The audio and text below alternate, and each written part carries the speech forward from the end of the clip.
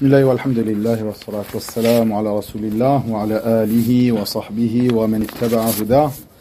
Amma ba'du, cette nuit, la nuit du 29 du mois de Jumad al-Oula de l'année 1444 après la hijra de notre prophète Mohammed sallallahu alayhi wa sallam, nous entamons le 24e cours de notre série d'assises sur l'explication du poème At-Ta'iyya de Al-Ilbiri rahimahullahu ta'ala.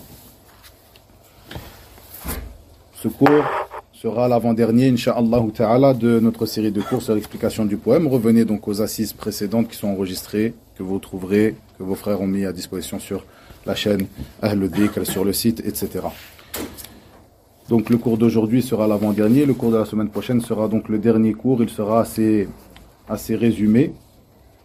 Et on en profitera pour redonner quelques conseils qui réuniront à peu près ce que nous avons vu lors de ces assises. Comme vous le savez, ce poème At-Ta'iyya est un poème qui traite des bons comportements, dans lequel Al-Ilbiri, rahimahullahu ta'ala, donnait le conseil à son ami d'enfance Abu Bakr, qui était lorsqu'il était jeune sur un droit chemin, une bonne voie, sur la sunnah, et que avec les années, ce dernier s'est écarté de ce droit chemin. Il faisait partie, lorsqu'il était jeune, avec son compagnon Al-Ilbiri, des étudiants en sciences qui s'asseyaient au cours des savants, qui profitaient de leur science, et avec les années, il s'est écarté de ce chemin. Il est devenu parmi les gens de la vie mondaine, c'est-à-dire ceux qui répondent à l'appât des attraits mondains, après avoir été quelqu'un qui passait son temps à rechercher la science dans la religion, à rechercher, à pratiquer les bonnes œuvres. Et sans aucun doute, cette poésie, qui est un conseil pour cet ami d'enfance, Abu Bakr, est une poésie de laquelle a profité cette personne Abu Bakr, certainement, a profité les gens de cette époque, et ceci jusqu'à maintenant, puisque Al-Ilbiri rahimahullah faisait partie des savants de Al-Andalus, donc ce qu'on pourrait traduire comme l'Andalousie, donc, jusqu'à il faisait partie des savants de l'Andalousie du 5e siècle. Du 5e siècle. Nous sommes aujourd'hui au 15e siècle. C'est-à-dire pendant une dizaine de siècles, les gens n'ont cessé de profiter de cette poésie, remplie de bons conseils, appelant au bon comportement, appelant à l'étude de la science religieuse, appelant au délaissement des attraits de la vie mondaine, tout ce que nous avons étudié dans les cours précédents. Nous étions arrêtés à sa parole, rahimahullahu ta'ala. وَلَا تَلْبَثْ بِحَيٍّ فِيهِ ضَيْمٌ يُمِيتُ الْقَلْبَ إِلَّا إِنْ كُبِلْتَ وَغَرِّبْ فَالتَّغَرُّبُ فِيهِ خَيْرٌ وَشَرِّقْ إِنْ بِرِيقِكَ قَدْ شَرَّقْتَ أو شَرِقْتَ. Dans cette parole, Al-Ilbiri rahimahullahu ta'ala appelle son ami Abu Bakr à ne pas rester dans un endroit où se trouve de l'injustice. وَلَا تَلْبَثْ بِحَيٍّ فِيهِ ضَيْمٌ. Al-Daym, c'est al-dhulm, l'injustice. Ne reste pas dans un endroit où il y a de l'injustice. Et la plus grande des injustices, Al-Shirk, l'association à Allah tabaraka wa ta'ala, c'est la plus grande des injustices, car l'injustice est un terme général et l'injustice peut être employée pour désigner l'injustice dans les droits d'Allah tabaraka wa ta'ala, qui est la plus grande des injustices. Donc Al-Shirk, l'association, de même que l'injustice dans les droits des serviteurs. Eh bien, souvent, lorsqu'une personne n'a pas été éduquée sur At-Tawhid ou As-Sunnah, lorsqu'il entend Al-Dhulm, l'injustice, c'est à cette chose-là qu'il pense en premier. L'injustice faite aux serviteurs. Un tel a été injuste. Un tel est un injuste. C'est quelqu'un qui prend les biens des serviteurs sans droit. Cette chose fait partie des grands péchés, sans aucun doute, mais le plus grand des péchés, la plus grande des injustices, Al-Shirk. Comme le dit Luqman, le serviteur pieux, à son fils, Inna ash-shirka la dhulmun azim. Certes, ash-shirk, l'association, est une injustice immense. Il dit donc ne reste pas dans un endroit où il y a de l'injustice.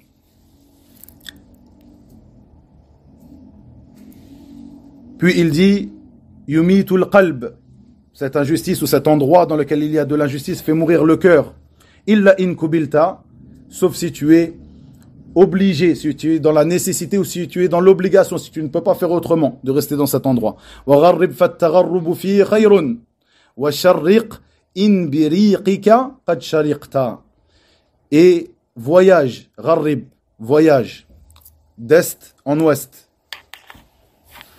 Ici, nous retirons de cette parole de Al-Ilbiri de nombreux enseignements.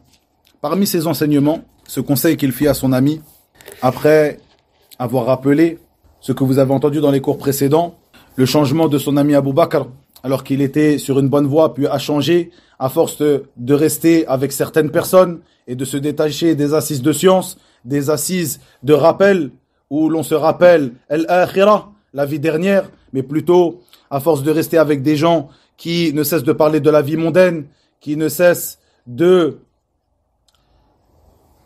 s'écarter et l'écartent avec eux du droit chemin.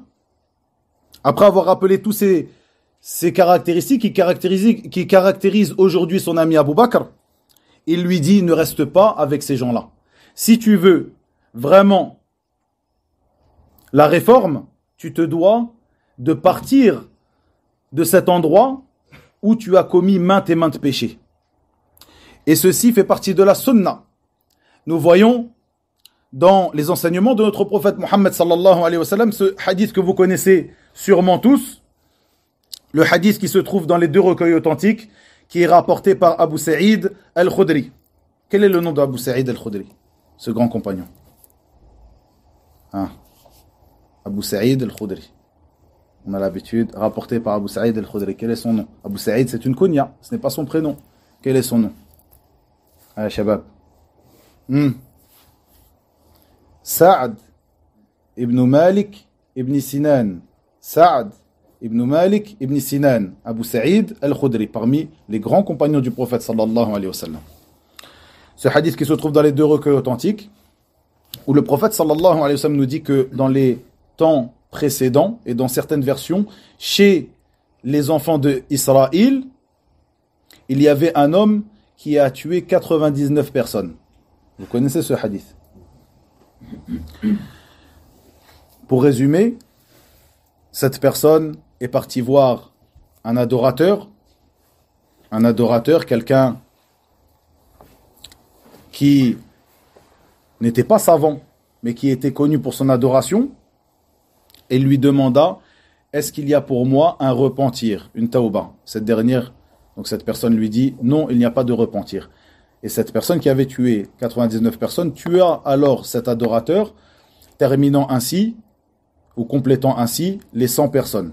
C'est-à-dire qu'il avait tué donc 100 personnes. Puis il alla voir une personne savante, qui avait la connaissance de la religion, et qui lui dit bien sûr qu'il y a une tauba. La porte du repentir n'est jamais fermée.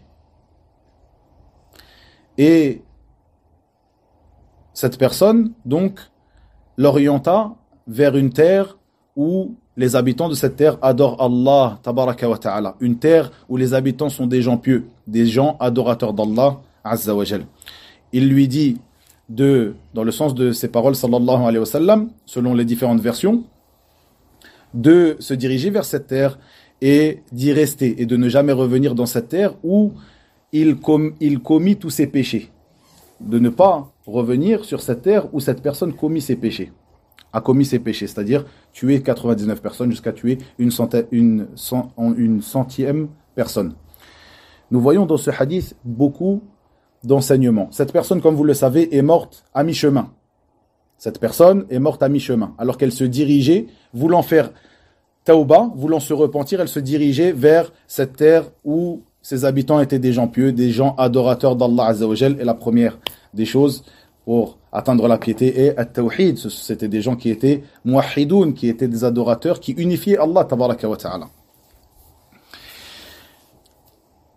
Et comme vous le savez, les anges du châtiment et les anges de la miséricorde se sont disputés cette personne, alors qu'il était à mi-chemin. Et dans certaines versions, la terre fut pliée pour que cette personne ait été plus proche de la terre où les adorateurs, où les gens étaient des adorateurs pieux d'Allah tabaraka wa ta'ala. Et selon ces différentes versions, les anges de la miséricorde sont ceux qui ont pris l'âme de cette personne. Ici, nous voyons que dans ce hadith, il y a des enseignements très importants. Parmi ces enseignements, le mérite de la science sur l'adoration faite sans science. Le mérite de la science religieuse sur l'adoration faite sans science. C'est-à-dire, nous voyons le mérite de cette personne qui avait la connaissance de la religion sur cette personne qui était un adorateur, mais qui n'avait pas de science, qui n'avait pas de connaissance. Et il n'y a pas de doute que la recherche de la science religieuse fait partie des meilleures adorations. Plutôt, nous voyons dans les paroles de nos pieux prédécesseurs que c'était la meilleure adoration, après bien sûr les actes obligatoires. Nous voyons cela dans la parole de l'imam Shafi'i, Mohammed ibn Idris, rahimahullah, et autres, et maintes parmi as-salaf. Parmi ces paroles de l'imam Shafi'i, il disait, rahimahullah, rechercher la science, talabul ilm, est meilleur et plus méritoire qu'une prière surérogatoire. Une prière surérogatoire, le fait que tu t'assieds ici, que tu recherches la science sincèrement pour Allah tabaraka wa ta'ala, est meilleur pour toi que de prier des prières surérogatoires. Car en effet, la personne qui souhaite adorer Allah tabaraka wa ta'ala de la meilleure des manières se doit de savoir avant cela comment l'adorer azza wa jal de la meilleure des manières. Nous voyons ce chapitre ou ce sous-chapitre de l'imam al-Bukhari dans son sahih que vous connaissez tous, Babul ilm qabla al-qawli wal amal, la porte ou le chapitre ou le sous-chapitre de la science avant les paroles et les actes. Nous voyons aussi dans ce hadith, parmi les enseignements que nous tirons de ce hadith, le conseil qu'a fait cette personne qui connaissait la religion d'Allah tabaraka wa ta'ala à cette personne qui était un injuste, qui a tué 99 personnes, mais qui recherchait à faire tawbah, de délaisser cette terre où il a commis ses injustices, où il a commis ses péchés. Ceci, j'ai rapporté donc ce hadith ici pour illustrer cette parole de Al-Ilbiri, comme vous l'avez compris, où ce dernier conseille son ami Abu Bakr de délaisser cette terre, afin que tu puisses faire cette tawbah, afin que tu puisses te détacher de cette ambiance dans laquelle tu étais, de ces péchés que tu commettais. Il te faut pour toi délaisser cet endroit où tu as commis ces péchés. Et nous le voyons bien souvent, une personne qui cherche à délaisser des mauvaises habitudes, si elle ne délaisse pas les gens avec qui elle était, avec qui elle pratiquait ces mauvaises habitudes, de même que cet endroit où il pratiquait ces mauvaises habitudes, c'est quelque chose qui risque de le rattraper bien souvent, comme vous le savez. Et vous le savez, cette hijra, cette émigration, est légiférée d'une terre de mécréance vers une terre d'islam. Ici, une petite parenthèse par rapport à un point qui a été évoqué par certains de vos frères, une ambiguïté. Faites bien attention, en particulier les jeunes, ici. Une ambiguïté, une shubha, qui est bien souvent jetée par des gens qui bien souvent sont des gens que l'on appelle at-takfiriyoun, des gens qui sont des gens de at-takfir, l'excommunion, c'est-à-dire des gens qui pratiquent à outrance l'excommunion, c'est-à-dire qu'ils jugent que les musulmans ne sont pas musulmans, qui jugent de la mécréance de la communauté. Une ambiguïté qui est de jeter cette parole ou cette question, qu'est-ce qu'une terre d'islam? C'est comme ça, hein? Qu'est-ce qu'une terre d'islam? J'ai déjà expliqué à plusieurs reprises qu'est-ce qu'une terre d'islam. Revenez pour plus de détails. Ici, j'évoque cela rapidement, car cette ambiguïté a été jetée il y a quelque temps, en présence de certains frères, et c'est une ambiguïté de takfiri. C'est une ambiguïté que nous connaissons chez ces gens, qui font partie des gens de l'innovation, at-takfiriyoun wal khawarij, et qui est bien souvent jeté, et en particulier lorsque il se retrouve avec des gens jeunes, des frères jeunes ou des frères qui n'ont pas forcément étudié. Ils se permettent de jeter cette ambiguïté, ce questionnement. Qu'est-ce qu'une terre d'islam? Vous nous parlez de la terre d'islam, vous nous parlez de la hijra, l'émigration, mais qu'est-ce qu'une terre d'islam? Et subhanallah, tu t'étonnes, lorsqu'une personne vit une vie heureuse dans une terre d'islam depuis des années et se permet de jeter cette ambiguïté. Et se permet de dire que la terre où il a émigré lui-même il y a des années et où il passe des jours heureux, lui et sa famille, n'est en réalité pas une terre d'islam. Il faut qu'elle enlève ce nom de sa dénomination. Allahu Akbar. Si ça, ce n'est pas de l'injustice. Donc, j'ai déjà traité ce sujet. Revenez dans la série de cours sur les caractéristiques principales des gens de la Sunna. Ces 10 caractéristiques que j'avais expliquées, qui sont des caractéristiques principales des gens de la Sunna, Ahlus Sunnati wal Jama'a, de même que dans l'explication du livre Al-Usul al-Sitta, les 6 fondements de Cheikh al-Islam Mohammed ibn Abdul Wahhab, et à d'autres occasions, je pense, que j'ai déjà évoqué ce point-là. Pour résumer, une terre d'islam, ayyuha al-ikhwa, ne vous faites pas berner par ces gens qui disent qu'une terre d'islam, il faut absolument que ce soit une terre qui applique al-sharia. Et si tu cherches un petit peu avec eux, ils te disent qu'une terre d'islam, c'est un endroit où ils appliquent sharia dans toutes les facettes de leur jugement. C'est-à-dire qu'à partir du moment où une personne, dans un pays, un gouverneur, ne juge pas par al-sharia dans une facette de ses jugements, à partir de là, cette personne-là n'est plus musulman et de facto, son État qu'il dirige n'est plus un État musulman. Même s'ils ne viennent pas de cette manière-là, mais c'est la finalité de leurs paroles. Lorsqu'ils te disent un État musulman, un pays musulman, c'est un pays qui juge par al-sharia. Ce qu'ils veulent dire par cela, ce n'est pas juger par sharia dans certaines facettes en dehors d'autres, c'est dans toutes les facettes de leur jugement, de leur gouvernorat, il faut qu'ils jugent selon al-sharia. Sinon, ce n'est pas un pays musulman. À partir de là, il te traîne vers une autre ambiguïté qui est du fait que si cette personne juge par autre que al-sharia, à partir de là, elle sort de l'islam. Donc le gouverneur sort de l'islam. Toutes les personnes qui suivent le gouverneur parmi les sujets sortent de l'islam et c'est ce qu'on appelle le takfir de masse. L'excommunion de masse qui a été pratiquée par Sayyid Qutb et qui est la base du mal, la racine du mal de nos jours. La racine du mal de nos jours. Faites bien attention. Un pays musulman, comme le dit Cheikh al-Islam Ibn Taymiyyah, rahimahullah ta'ala, comme je l'ai déjà évoqué par le passé, il dit que, dans le sens de ses paroles, que une terre est estimée selon ses hommes. La terre en elle-même, elle est estimée selon ses hommes, selon ses habitants. Faites bien attention à cette parole. Une terre est estimée selon ses habitants. Donc, un endroit qui est peuplé majoritairement par des musulmans, et dans cet endroit, comme le disent nos savants, où dans cet endroit est pratiqué les rites apparents de l'islam, à partir de là, nous jugeons que cette terre est une terre d'islam. Les rites apparents de l'islam, les prières, al-adhan, al-idan, et autres que cela. Et nous ne trouvons pas dans les paroles des savants l'obligation, attention, faites bien attention à cela, parce que c'est sur cela qu'ils peuvent insister, l'obligation de juger par al-sharia, la législation d'Allah Azza wa Jal, pour que l'on puisse appeler cette terre une terre d'islam. Faites bien attention à ce pour que j'ai rajouté ici, car les savants sont unanimes sur l'obligation de juger selon la loi d'Allah Azza wa Jal et l'interdiction de juger par autre que ce que Allah Azza wa Jal a révélé. Ceci est une obligation. Et c'est une obligation à tout à chacun, les gouverneurs comme les gouvernés, à l'intérieur de ta maison, lorsque tu juges entre tes enfants, lorsque tu juges d'un sujet religieux avec ton épouse, avec tes enfants, avec tes parents, tu es obligé de t'en remettre au Coran et à la Sunna. C'est un jugement. Ceci appartient à tout à chacun. Dans tes affaires mondaines, dans tes transactions, tu te dois de revenir au Coran et à la Sunna, de juger selon la loi d'Allah tabaraka wa ta'ala.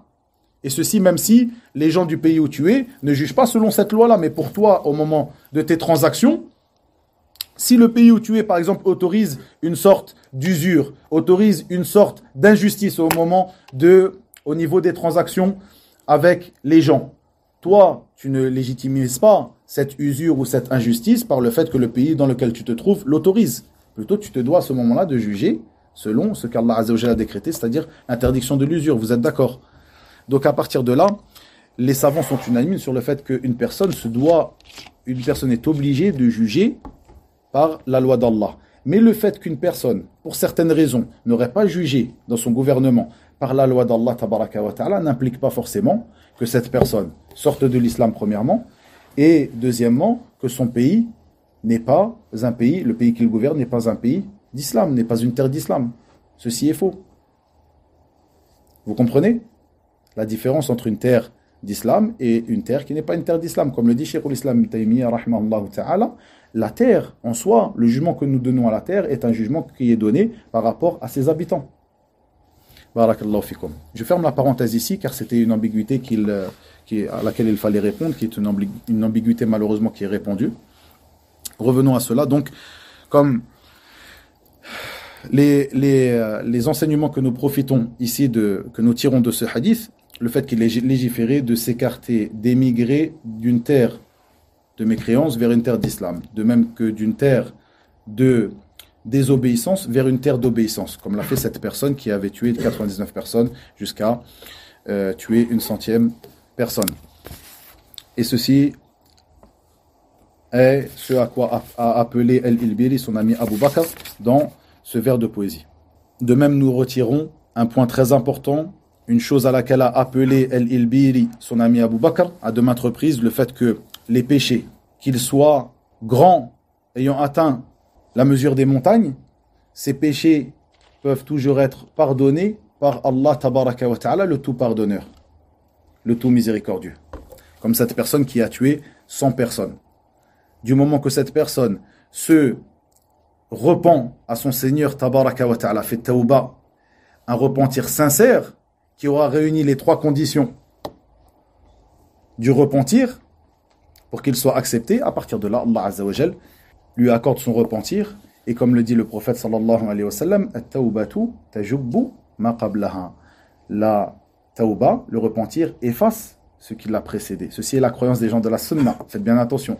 À l'inverse de l'Khawarij et de Al-Mu'tazila parmi l'Wa'idiyya, qui disent qu'une personne, à partir du moment où elle a fait ses grands péchés, combien de personnes, et comme je l'ai dit à plusieurs reprises, cette croyance, la croyance de l'Khawarij, est une croyance qui a touché beaucoup de gens de la masse. Combien de personnes, lorsque tu lui parles de shirk, de l'association, de l'adoration des tombes, etc., n'est pas plus choqué que cela. Mais lorsque tu lui parles du meurtre d'un musulman, de son frère, qui est une chose, qui est un grand péché sans aucun doute, c'est une chose immonde, le meurtre d'un musulman pour une personne qui n'avait pas le droit ou le meurtre d'un musulman d'une personne qui n'avait pas le droit de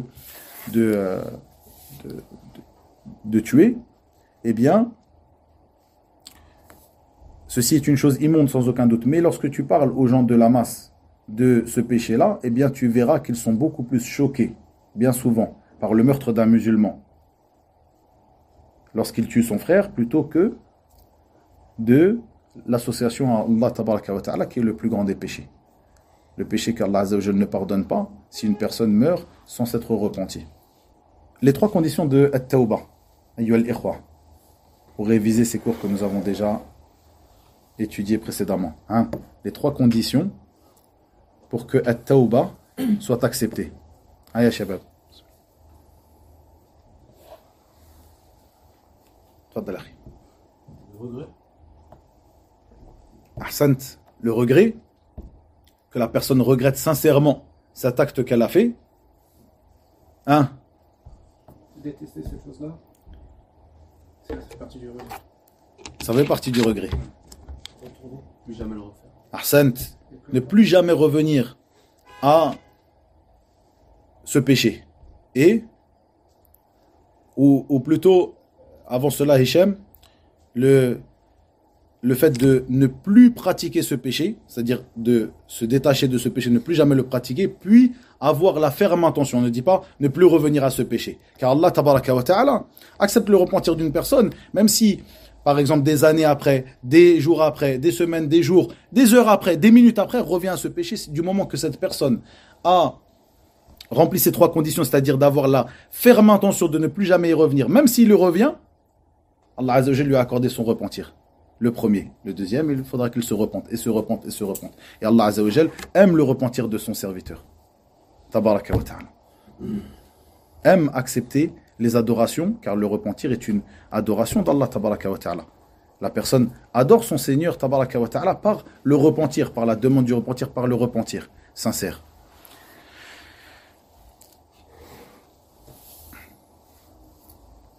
Dans une version, dans le Sahih de l'imam al-Bukhari, rahimahullah, il dit sallallahu alayhi wa sallam dans le sens de ses paroles, et lorsque les anges de la miséricorde se sont disputés, cette personne avec les anges du châtiment, ils ont trouvé que cette personne était plus proche d'un empan de ce pays, de cette contrée où les adorateurs étaient des adorateurs pieux, plus proche d'un empan. Et donc ils ont pris, donc les anges de la miséricorde ont pris l'âme de cette personne, plus proche d'un empan. Nous voyons dans cela que, à partir du moment où la personne cherche à se trouver auprès des gens pieux, auprès des adorateurs d'Allah, tabaraka wa ta'ala, le simple fait qu'il se dirige vers eux, qu'il se mélange à eux, même si lui, il n'a pas encore atteint leur degré, cette personne-là est touchée par la miséricorde d'Allah, tabaraka wa ta'ala, par le fait qu'il s'est mélangé à ces gens. Faites bien attention. Ceci, comme à l'inverse de cela, lorsqu'une personne pieuse, adoratrice d'Allah tabaraka wa ta'ala, se retrouve dans un peuple pervers.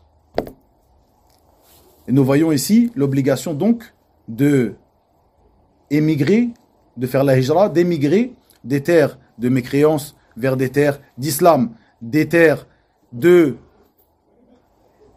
désobéissance vers des terres d'obéissance, pour celui qui en a la capacité. Barakallahu fikum. Le prophète sallallahu alayhi wa sallam dit dans ce hadith qui se trouve dans les 2 recueils authentiques, ce hadith qui est rapporté par Zaynab radiyallahu anha, où le prophète sallallahu alayhi wa sallam s'est réveillé un jour en disant La ilaha illallah, malheur aux Arabes d'un mal qui s'est rapproché d'eux. Aujourd'hui, il a été ouvert dans la barrière de Ya'jouj et Ma'jouj, de Gog et Magog, comme ceci. Et le prophète sallallahu alayhi wa sallam fit un signe qu'une chose s'est ouverte, comme ceci. Puis Zaynab de demander au messager d'Allah, allons-nous périr alors que auprès de nous se trouvent des gens pieux? Et il répondit sallallahu alayhi wa sallam, Na'am, idha kathura fihimul khabath. Oui, lorsque al-khabath, c'est-à-dire ce qui pourrait être ici comme traduit comme la perversion ici, se répand, est répandu auprès de eux. C'est-à-dire même s'il y a des gens qui sont pieux dans cette communauté, dans cette société, même s'il y a des gens pieux, du moment que la perversion s'est répandue et qu'ils se trouvent auprès de gens pervers, même s'il y a des gens pieux, ces gens-là sont touchés par le mal qui touchera ces gens pervers auprès de qui ils vivent. À l'inverse, comme on l'a vu précédemment, de la personne qui, elle, a rejoint des gens pieux pour pouvoir s'améliorer, se réformer, même si elle n'a pas atteint ce degré, celle-ci est touchée par la miséricorde d'Allah tabaraka wa ta'ala, par le fait qu'elle est restée proche des gens pieux. Comme cela, nous voyons la parole d'Allah tabaraka wa ta'ala dans le sens de ces paroles. Azza wa Jal, il dit Et quand nous voulions détruire une cité, nous ordonnons à ces gens opulents d'obéir à nos prescriptions. Mais au contraire, ils se livrent à la perversité. Alors la parole prononcée contre elle se réalise et nous la détruisons entièrement. La perversité, lorsqu'elle est répandue, c'est une cause qu'Allah Azza wa Jal envoie son châtiment. Et dans cette communauté, dans cette société perverse, il y a des gens pieux, comme il est venu dans ce hadith. Ces gens pieux sont touchés par le mal, car ils sont restés avec ces gens pervers. À l'inverse, donc, comme je l'ai dit, comme l'a appelé Al-Ilbiri, son ami Abu Bakr, de partir et d'émigrer de cet endroit où il avait commis lui-même ses péchés, afin que ses péchés ne le rattrapent pas et qu'il ne soit pas touché par le mal de ces gens avec qui il vit, plutôt qu'il soit touché par la miséricorde d'Allah tabaraka wa ta'ala dans cet endroit où il aura émigré. Comme cela, nous voyons la parole de l'imam Shafi'i, rahimahullah ta'ala, Muhammad ibn Idris al-Qurashi al-Shafi'i, qui est mort en quelle année? À Tariq, 204 de l'Hégire. Ahsant, barakallahu fik. Il dit أحب الصالحين ولست منهم لعلي أن أنال بهم شفاعة وأكره من بضاعته المعاصي أو تجارته dans une version المعاصي ولو كنا سواء في البضاعة. Dans le sens approximatif de ces paroles, il dit j'aime les pieux mais je n'en fais pas partie. Allahu Akbar. L'imam Shafi'i, Cheikh l'Islam à son époque, Mohammed ibn Idris al-Qurashi, il dit je ne fais pas partie des pieux. J'aime les pieux mais je n'en fais pas partie. Et j'espère profiter, par le fait que je reste avec eux, je me mélange à eux, profiter d'une intercession venant de leur part. Et je déteste ceux qui font commerce de leurs péchés, même si nous sommes dans notre manière d'être. Ici, il parle de la marchandise, même si nous avons la même marchandise. Je déteste les gens qui font commerce de leurs péchés, même si notre marchandise est égale. Allahu Akbar. Ah, une personne parmi les pieux, une personne à propos de qui pas seulement les savants de l'islam, la communauté musulmane est d'accord à l'unanimité pour dire que ça fait partie des imams de cette communauté, des pieux de cette communauté. Écoutez ce qu'il dit. Et nous retirons donc, comme vous l'avez entendu, comme enseignement de cette parole, de ces vers de poésie de l'imam Shafi'i, ce que je viens de détailler dans la parole qui a précédé. Puis dans sa parole, lorsqu'il dit « Gharrib wa sharriq », donc voyage sur terre. Voyage sur terre. Il faut savoir que dans les voyages, il y a beaucoup de biens, comme vous le savez. Une personne, lors de ses voyages, recherche maintes et maintes choses sur terre. Recherche à adorer Allah tabaraka wa ta'ala de la meilleure des manières, comme nous l'avons vu. Partir d'un pays où les gens n'adorent pas Allah azza wa jal correctement vers un pays d'obéissance. De même, une personne recherche la science, comme je vois certains visages ici, Allah mabarak, qui étaient là la semaine passée, à la dawra de Sheikh Darash, Al-Ajmi, Hafidahullah ta'ala, qui ont voyagé vers le nord de la France pour aller étudier la science religieuse. Parmi ces choses qui sont légiférées et qui font partie des bonnes choses que nous trouvons dans le voyage. Et autre que cela. Donc il lui dit, voyage, car il y a un bien dans le voyage. Écarte-toi, pars de cette terre et voyage et recherche le bien qu'Allah Azza wa Jalla a décrété sur toi, décrété pour toi sur terre. Nous voyons c'est cette parole de l'imam Shafi'i qui est une belle parole. Rahimahullah ta'ala, tara. L'imam Shafi'i kana sha'iran. L'imam Shafi'i était un poète. Il dit rahimahullah تغرب عن الأوطان في طلب العلا سافر ففي الأسفار خمس فوائد. Voyage afin de rechercher les sommets. Et voyage, il y a dans le voyage 5 bienfaits que tu vas retirer. إزالة هم واكتساب معيشة وعلم وآداب وصحبة ماجد. Il y a donc 5 bienfaits. إزالة هم, la dissipation de la tristesse dans le voyage. واكتساب معيشة, le fait que tu recherches par le voyage à gagner de l'argent, faire du commerce. Wa ilmun, et de la science. Wa adabun, et des bienséances, des bons comportements. Wa suhbatu majidin, et la compagnie de al-amajid, les nobles personnes, les nobles compagnons. Il y a bien sûr du bien dans le voyage et je suis triste d'apprendre lorsque une personne parmi les gens de science vient dans des endroits, par exemple ici sur Paris, on va dire le plus loin, dans les points, si on prend les villes qui se trouvent aux extrémités des points cardinaux, lorsqu'on se base sur la carte par rapport à Paris, on verra que la ville la plus loin, elle est à 3 heures de Roubaix, 3 heures de route. Et malgré cela, beaucoup de gens n'ont pas profité de cette occasion. Celui qui est excusé, qui n'a pas de voiture, qui n'a pas de moyen de locomotion, qui avait du travail, etc. Je ne parle pas de cette personne. Je parle de la personne qui n'avait rien à faire, à part peut-être un match de foot ou malheureusement une finale d'une Coupe du Monde qui ne t'a servi à rien. Plutôt, au contraire, tu as peut-être commis maintes et maintes transgressions lors de le spectacle que tu as assisté lors de cette transmission, au lieu d'aller profiter de la science religieuse d'une personne qui fait partie des héritiers des prophètes, qui vient de combien de milliers de kilomètres du Koweït pour venir enseigner à des masakines comme nous, à des pauvres personnes comme nous, des gens de sa communauté, des musulmans masakines qui sont ignorants comme nous, et malgré cela, on n'a pas pris la peine de se déplacer. Vraiment, il faut faire un retour sur nous-mêmes par rapport à cela. Et ici, donc, nous voyons El-Biri incite au voyage, car il y a vraiment beaucoup de bien dans ce dernier. Il dit ensuite, rahimahullah, فَلَيْسَ الزُّهْدُ فِي الدُّنْيَا خُمُولًا لَأَنْتَ بِهَا الْأَمِيرُ إِذَا زَهِدْتَ ولو فوق الأمير يكون فيها سموا وافتخارا كنت أنت ولا كنت أنت dans une version فإن فارقتها وخرجت منها إلى دار السلام فقد سلمت وإن أكرمتها ونظرت فيها بإجلال فنفسك قد أهنت. Dans le sens approximatif de ces paroles, il lui dit الزهد, l'ascétisme, الزهد, l'ascétisme dans la vie mondaine n'est pas de la paresse.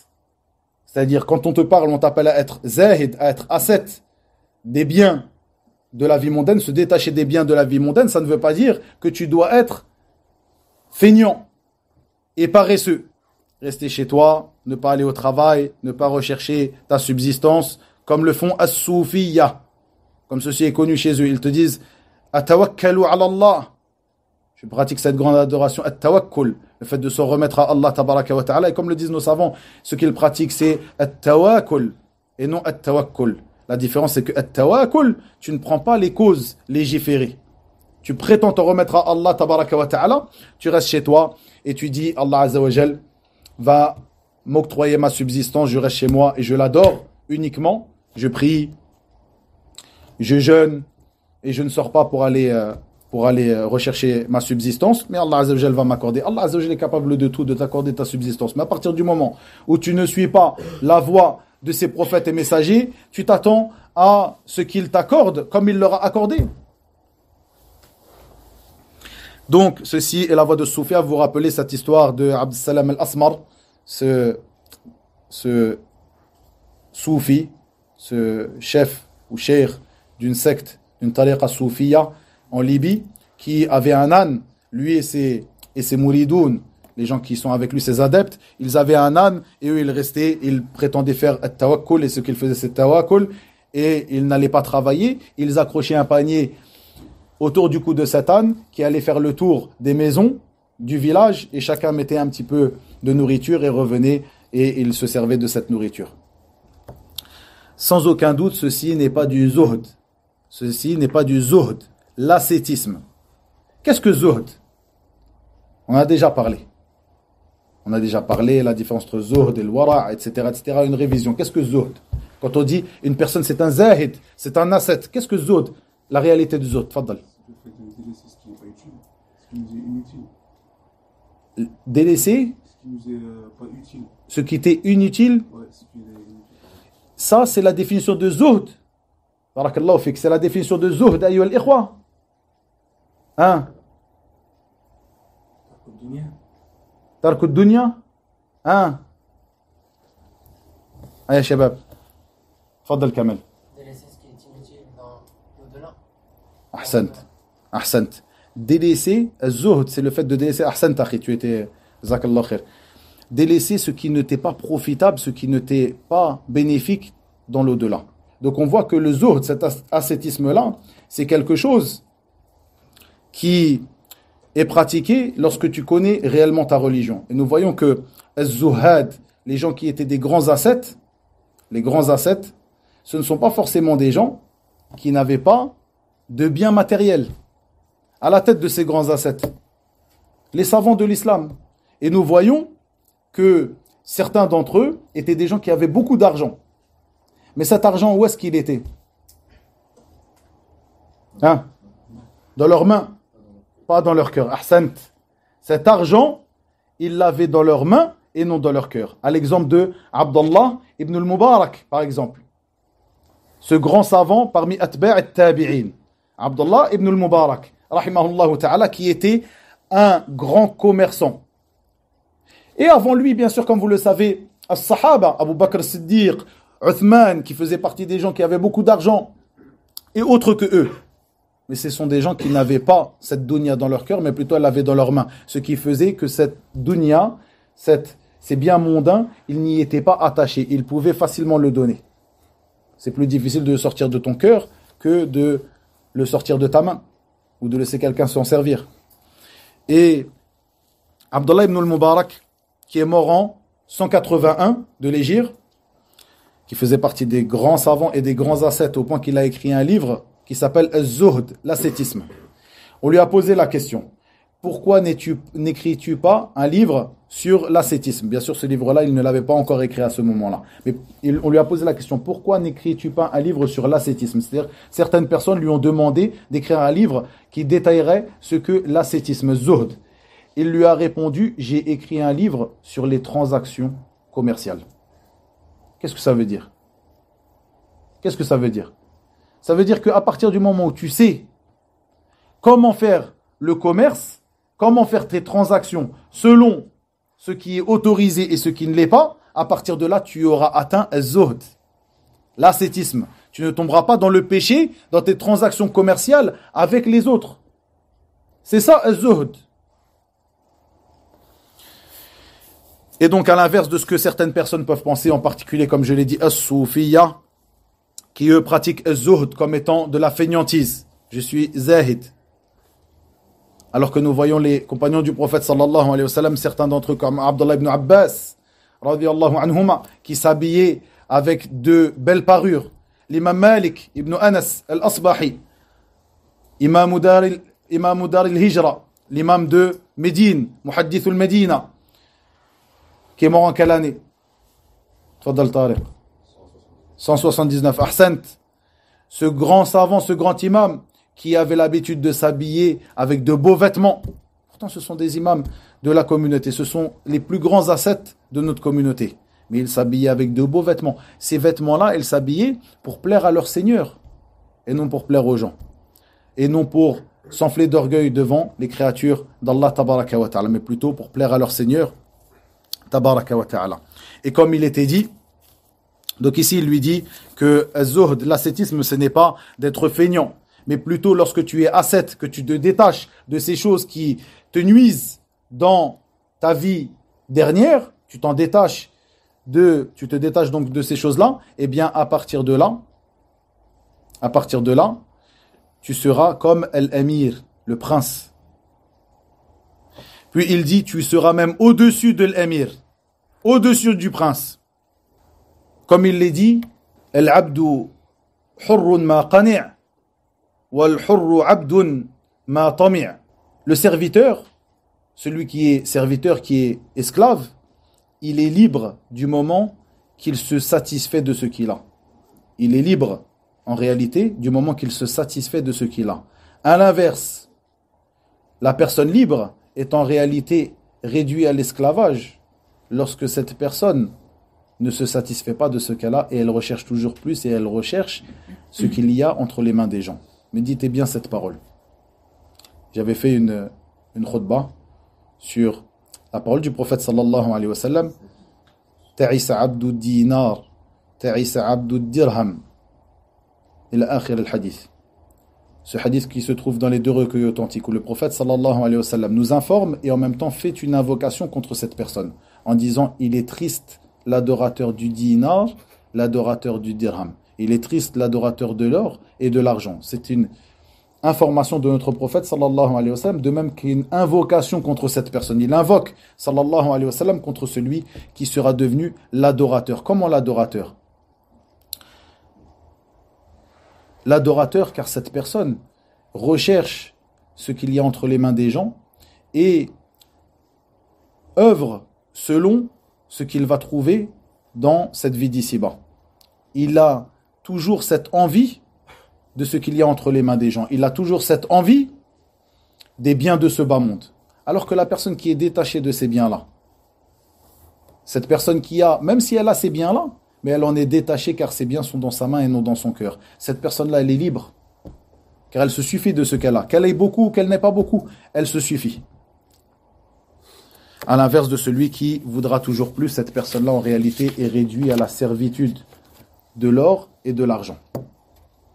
Comme il est venu dans ce hadith, si tu lui donnes, il agrée. Et si tu ne le lui donnes pas, il n'agrée pas, il est en colère. Allahu Akbar. Et donc, il dit à son ami que à partir du moment où il se sera détaché de cela, il aura été détaché de ces biens de ce bas monde, cette personne-là sera comme le prince, même au-dessus du prince. Et il y a beaucoup de biens dans l'ascétisme, le fait de se détacher de ses biens. Et encore une fois, le fait de se détacher de ses biens, ça ne veut pas dire ne pas en avoir, comme je l'ai évoqué. Une personne peut avoir beaucoup de biens et être ascète, et une personne ne peut avoir rien du tout, même pas une pièce en fer, et être quelqu'un qui n'a rien du tout d'un zahid. Rien du tout de quelqu'un qui a de l'ascétisme, qui a atteint ce degré. Mais plutôt, il sera, comme il est venu dans ce hadith, un adorateur de l'or et de l'argent, malgré qu'il n'en a pas. Puisque tout ce qu'il recherche, c'est d'en avoir. Toute c'est-à-dire tout ce à quoi il pense, c'est comment il va acquérir cet or et cet argent. Et il y a beaucoup donc de bienfaits dans l'ascétisme, comme par exemple le fait, ou comme parmi ces bienfaits et ces bénéfices que retire la personne de son ascétisme, le fait que ceci est une cause d'élévation sur terre, une cause de l'amour d'Allah tabaraka wa ta'ala, de même que de l'amour des gens, comme il est venu dans ce hadith rapporté par Sahl ibn Sa'ad as-Sa'idi radiyallahu anhu, où le prophète sallallahu alayhi wa sallam a dit, dans le sens de ses paroles, détache-toi de ce qu'il y a dans cette vie mondaine, Allah azza wa jal t'aimera, et détache-toi de ce qu'il y a entre les mains des gens, et les gens t'aimeront. Le hadith est rapporté par Ibn Majah, et Cheikh al-Albani rahimallah le juge comme étant un hadith qui est bon. Naam. Pour terminer donc sa parole, lorsqu'il dit فَإِنْ فَارَقْتَ وَخَرَجْتَ مِنْهَا إِلَى دَارِ السَّلَامِ فَقَدْ سَلِمْتَ, si tu te détaches de cette vie d'ici-bas et que tu arrives au paradis d'Allah tabaraka wa ta'ala, dar as-salam, nas'alullah tabaraka wa ta'ala an yaftaha lana abwab rahmatih. Si tu arrives à ce degré au paradis d'Allah tabaraka wa ta'ala en étant détaché de cette vie d'ici-bas, à ce moment-là, tu feras partie de ceux qui seront épargnés. Mais plutôt فَإِنْ أَكْرَمْتَهَا وَنَظَرْتَ فِيهَا, si tu es quelqu'un qui recherche cette vie d'ici-bas, eh bien, tu auras rabaissé ta propre personne, comme il est venu dans ce hadith. Si tu es détaché de ce qu'il y a entre les mains des gens t'aimeront. Mais si tu es toujours attaché à ce qu'il y a entre les mains des gens, tu attends après les gens, à chaque fois tu seras comme il est venu dans ce hadith, ta'isa abdu dinar, ta'isa abdu dirham. Sois triste, le serviteur du dinar et du dirham, le serviteur de l'or et de l'argent. Tu seras triste et tu seras avili, et tu mèneras une vie d'avilissement. Et je terminerai en rappelant simplement ce hadith où le prophète sallallahu alayhi wa sallam médité sur ce hadith. On en parlera un peu plus dans le cours prochain. Ce hadith qui est rapporté par Ka'b ibn Malik al-Ansari radiyallahu anhu, où le prophète sallallahu alayhi wa sallam a dit: deux loups affamés, dans le sens de ses paroles sallallahu alayhi wa sallam, deux loups affamés envoyés dans un troupeau, deux loups affamés envoyés dans un troupeau ne sont pas plus destructeurs dans ce troupeau donc que l'avidité d'une personne pour les biens de ce bas monde et l'honneur, la place honorifique, la gloire, etc. Le rang honorifique, la gloire, pour sa religion, ne l'est pour sa religion. Je répète, deux loups affamés, envoyés dans un troupeau, ne sont pas plus destructeurs pour ce troupeau que l'avidité d'une personne ne l'est. L'avidité d'une personne pour les biens de ce bas monde et la gloire dans ce bas monde ne l'est pour sa religion. Qu'est-ce que deux loups affamés dans un troupeau font avec ce troupeau de brebis? Qu'est-ce qu'ils font? Un carnage. Eh bien, le prophète sallallahu alayhi wa sallam nous informe qu'ils ne sont pas plus destructeurs, ces deux loups affamés, que ces deux choses. L'amour intense, l'avidité d'une personne à acquérir des biens de ce bas monde et à acquérir et à arriver à une place honorifique, à la gloire, à un haut rang, ne l'est pour sa religion. Quel carnage peut faire ces deux choses-là pour la religion d'une personne?